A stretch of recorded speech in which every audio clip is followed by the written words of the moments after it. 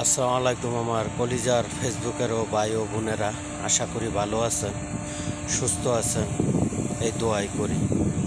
তো আজকে রোজা রাখলাম। কালকা আমাদের এখানে ঈদ, কারণ হইলো আজকে সকল হাজি সব আরাফার ময়দানে যাবে। কারণ আজকে এটা রোজা রাখে সকলে। এটা আসলে আপনারা সকলে জানেন যে আরাফার ময়দানে কালকা যাবে, আজকে যাবে, আজকে থাকবে ওই জায়গায় এবং কুরবানি দিবে। এর জন্য আজকের দিনটা তারা রোজা রাখে। তো আমারও মালিক বলছে যে আজকে এটা রোজা রাখতে হয়, আরাফার ময়দানে যাবে, তো রোজা রাখিস। তো আলহামদুলিল্লাহ আমি রোজা রাখছি, আজকে রোজা আছি।